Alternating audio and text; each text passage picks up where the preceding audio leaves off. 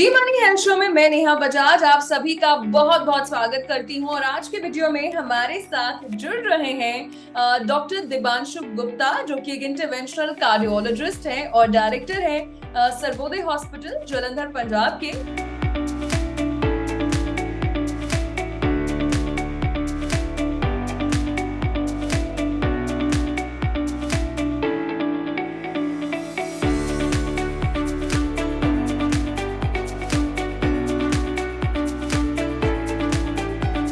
Doctor Gupta, आपका बहुत बहुत स्वागत है जी मनी हेल्थ शो में। थैंक यू सो मच मुझे यहाँ पे बुलाने के लिए आपके शो में। It's a pleasure to have you here as a guest. And doctor Gupta, क्योंकि आप एक कार्डियोलॉजिस्ट हैं और आज हम आपसे किसी प्रॉब्लम, मैं बोलूं प्रॉब्लम भी नहीं, कैसी चीज के ऊपर चर्चा करने वाले हैं जो बढ़ती जा रही है, जो लाइफ थ्रेटनिंग है, जो फेटल है। मैं बात कर रही हूँ कार्डियक अरेस्ट की। So doctor Gupta, in clinical terms cardiac arrest क्या होता है?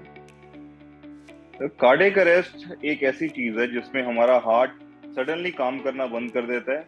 हार्ट का जो पंप होता है वो आगे ब्लड नहीं सप्लाई कर पाता पूरी बॉडी को और एक आदमी अनकॉन्शियस हो जाता है। और ये कार्डियक अरेस्ट को समझने के लिए हमें ये समझना पड़ेगा कि हमारा हार्ट कैसे काम करता है, हार्ट की वायरिंग क्या होती है।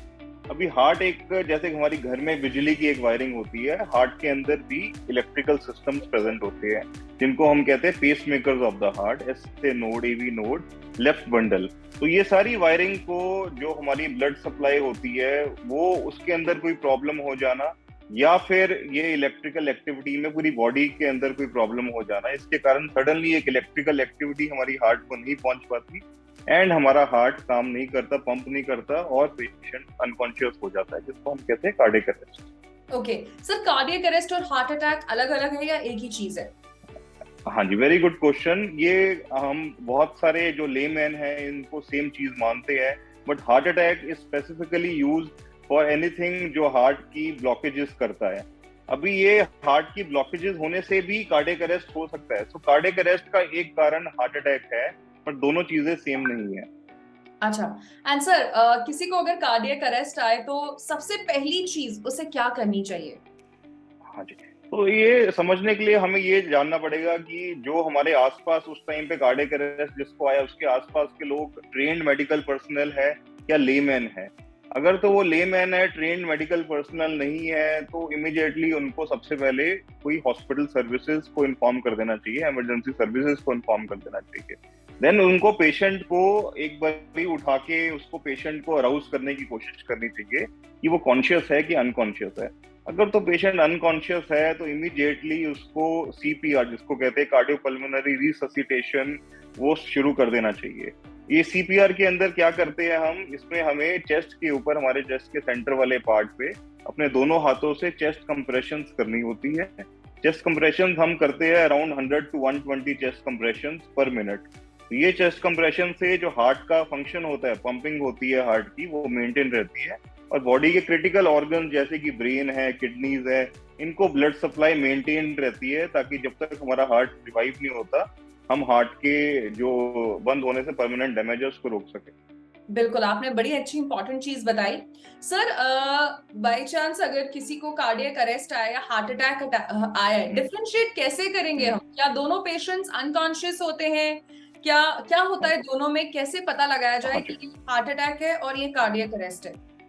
देखो, हार्ट अटैक के पहले यूजुअली हमारे 90% पेशेंट्स को कोई ना कोई सिम्टम्स रहते हैं। सिम्टम्स जैसे कि चेस्ट पेन होएगी, उनको घबराहट होएगी, उनको पसीना आने आएगा, उनको सांस चढ़ने की दिक्कत हो सकती है। ऐसी प्रॉब्लम्स हार्ट अटैक से पहले आना कॉमन है। और लेकिन जो कि कार्डियक अरेस्ट है वो कोई सिम्टम्स के साथ नहीं आता। अच्छा, वो किसी पेशेंट को भी एक हो नॉर्मल, सकता है? किसी को भी हो सकता है, सडनली हो सकता है। नॉर्मल पेशेंट को भी कार्डियक अरेस्ट हो सकता है, क्योंकि अंदर जो बीमारी है क्या पता वो डायग्नोस नहीं हुई हो अभी तक। तो दोनों को दोनों डिफरेंशिएट के करना। सिम्टम एक ही है, मतलब दोनों के लक्षण एक ही है, पेशेंट अनकॉन्शियस हो जाता है? नहीं, हार्ट अटैक के अंदर हमेशा पेशेंट अनकॉन्शियस नहीं होता। कोई बहुत ही मेजर हार्ट अटैक रहे जिसमें जो हार्ट की मेजर कोई वेसल है वो एकदम 100% ब्लॉक हो गई है, तो वो एक इलेक्ट्रिकल एक्टिविटी को बंद कर सकती है, जिसके कारण कार्डियक अरेस्ट हो सकता है। But not all heart attacks lead to cardiac arrest. अरे लेकिन कार्डियक अरेस्ट में सारे पेशेंट्स अनकॉन्शियस होते ही होते हैं?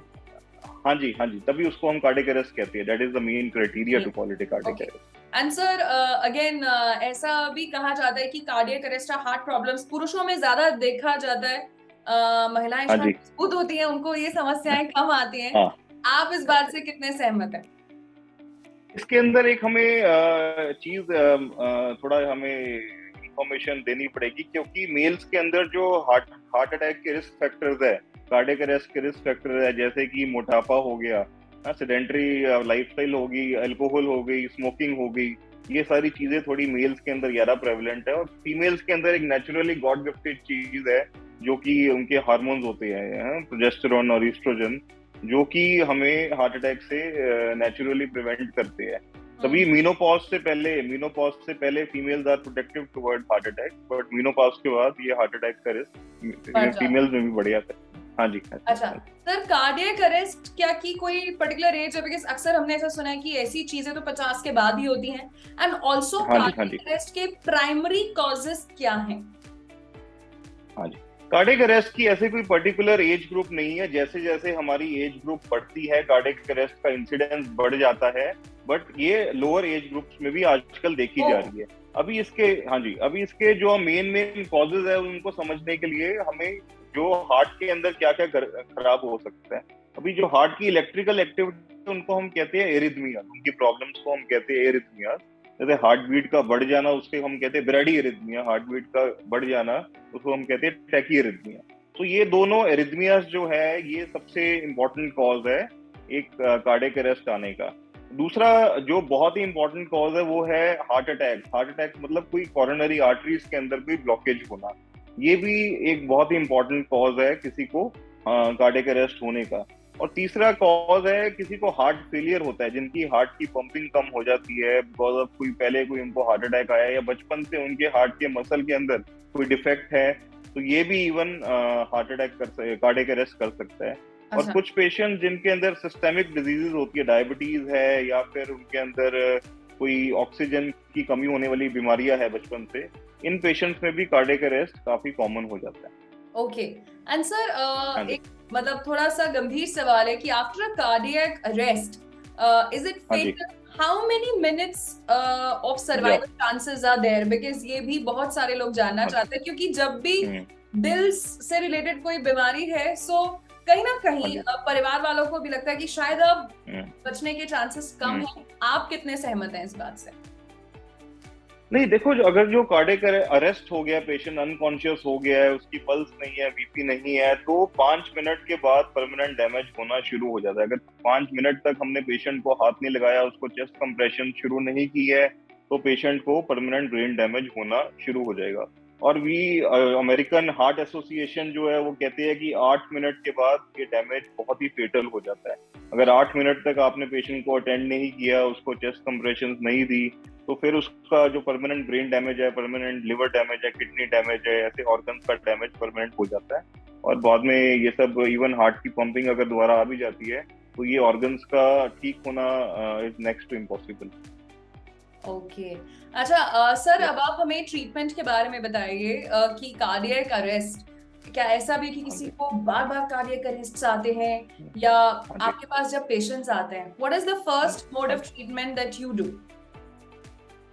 फर्स्ट कार्डियक अरेस्ट किसी को हो गया, कोई अनकॉन्शियस है, तो हम basically we follow ACLS protocol, advance cardiac life support protocol, जो हमारे हॉस्पिटल के अंदर होता है।